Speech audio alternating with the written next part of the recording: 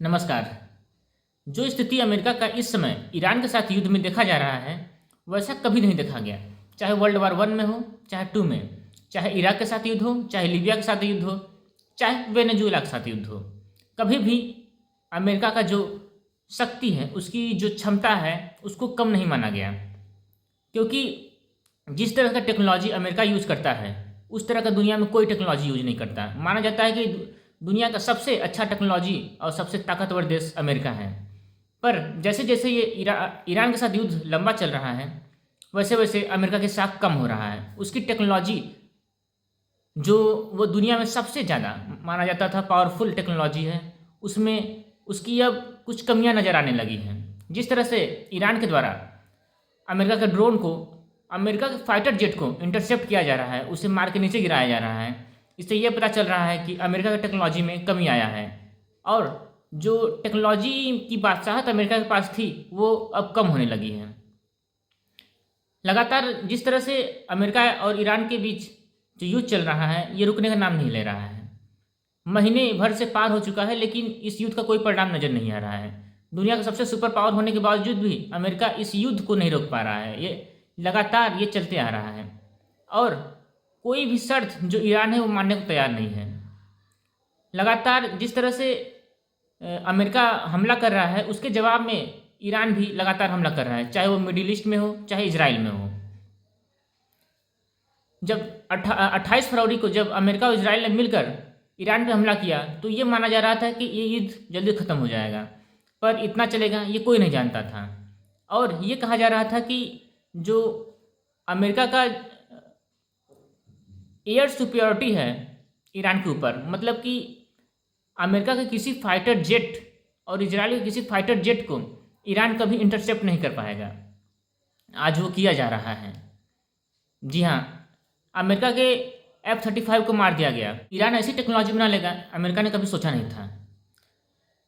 पहले क्या होता था कि अमेरिका और इजराइल जो थे, वो ईरान में घुसकर कहीं भी बमबार्डमेंट करते थे, कहीं भी बम गिरा के चले आते थे अपने देश, लेकिन ईरान कुछ कर नहीं पाता था। वो बस देखता रह जाता था और वो बस मिसाइलों से वार करता था। लेकिन अब ऐसा नहीं है। जैसे ही लड़ाकू विमान ईरान में घुसते हैं, उनको मार गिराया जाता है।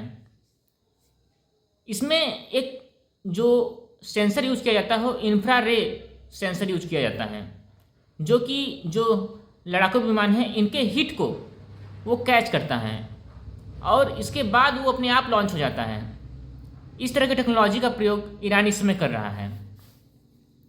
इसमें जैसे ही रेंज में कोई भी लड़ाकू विमान आता है, इस मिसाइल के जो इंफ्रारे सेंसर है वो कैच करता है उसके जेट से निकलने वाली हिट को। उसके बाद अपने आप ये लॉन्च हो जाता है और जहाँ जहाँ ये जेट जाता है, जहाँ जहाँ इस मिसाइल की रेंज रहती है, वहाँ तक ये उसका पीछा करता है। अगर किसी भी तरह से बचने की भी कोशिश करता है, तो ये भी उसी डायरेक्शन में जाता है जिस डायरेक्शन में जेट जाता है, जो फाइटर जेट है।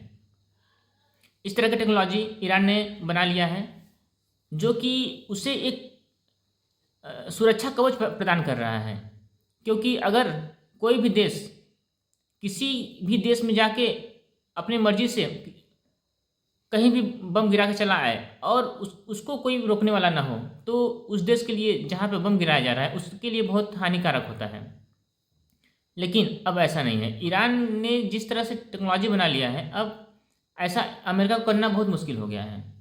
आमतौर पे जो मिसाइल इंटरसेप्टर होता है, वो दो तरह की टेक्नोलॉजी उसमें पाई जाती हैं। पहला है रडार गाइडेड, दूसरा है हीट सीकर।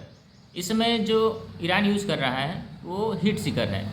वो किसी भी फाइटर जेट के जो हीट उससे जेट के इंजन से निकलता है, उसको वो कैच करता है और उसका पीछा करता है, जिसकी वजह से इस समय जो अमेरिका के फाइटर जेट हैं गिराए गए ईरान के द्वारा। और ये स्मॉल रेंज के बैलिस्टिक मिसाइल में यूज होता है या क्रूज मिसाइल में यूज होता है। अब तक जो ईरान ने इंटरसेप्ट किया है, जो अमेरिकी ड्रोन हो गया या फाइटर जेट को, उसमें 13 मार्च को MQ-9 जो रीपर ड्रोन है उसको इंटरसेप्ट किया गया था। उसके बाद 19 मार्च को F-35 को इंटरसेप्ट किया गया था। 28 मार्च को MQ-9 रीपर ड्रोन को फिर इंटरसेप्ट किया गया था। 31 मार्च को MQ-9 रीपर ड्रोन को फिर इंटरसेप्ट किया गया था। 2 अप्रैल को MQ-9 रीपर ड्रोन को फिर इंटरसेप्ट किया गया था। 3 अप्रैल को F-15E और A-10 जो फाइटर जेट है इनको इंटरसेप्ट किया गया है ईरान के द्वारा। इस तरह की सुरक्षा अगर ईरान को मिलता है जो वहाँ की मिसाइलों के द्वारा, वहाँ के मिसाइल इंटरसेप्टर के द्वारा, तो ये काफ़ी अहम हो जाता है ईरान के लिए कि वो जो सामने अमेरिका और इजराइल है इनसे वो अपने जो बुनियादी ढांचे हैं उसे बचा सकें। और अगर इस तरह की सुरक्षा मिलेगा तो दोबारा हमला करने के लिए वो 4 बार सोचेंगे।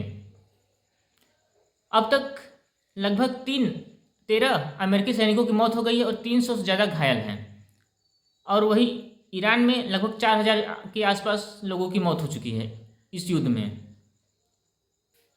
आपको बता दें कि जो ये युद्ध चल रहा है इतना लंबा, इसमें कोई हार मानने को तैयार नहीं है। लगातार स्ट्रेट ऑफ हार्मुज बंद होने की वजह से कच्चे तेलों की कमी हो रहा है देश में, और महंगाई भी बढ़ रहा है। इसका प्रेशर डोनाल्ड ट्रंप पे आ गया है, और उन्होंने कहा है कि किसी भी तरह से इसको खुलाना है, और कभी कहते हैं कि नहीं हम नहीं खुलाएंगे। तो समझ नहीं आ रहा है कि अमेरिका करना क्या चाहता है। और ईरान जो लगातार इस युद्ध में डटा हुआ है वो हार में नहीं मान रहा है। उसका कहना है ये कि अगर ये युद्ध खत्म होगा तो ये उसके शर्तों पर खत्म होगा, और अमेरिका को ये जिम्मेदारी लेनी पड़ेगी कि कभी किसी भी टाइम किसी भी समय अमेरिका कभी भी ईरान पे हमला नहीं करेगा। इस शर्त के साथ ईरान हो सके तो ये युद्ध ख़त्म करे। उम्मीद करता हूँ कि आने वाले समय में जल्द से जल्द इस युद्ध का कोई निर्णय निकले और ये युद्ध ख़त्म हो, जिससे कि लोगों की ज़िंदगी आसान हो। बहुत बहुत शुक्रिया।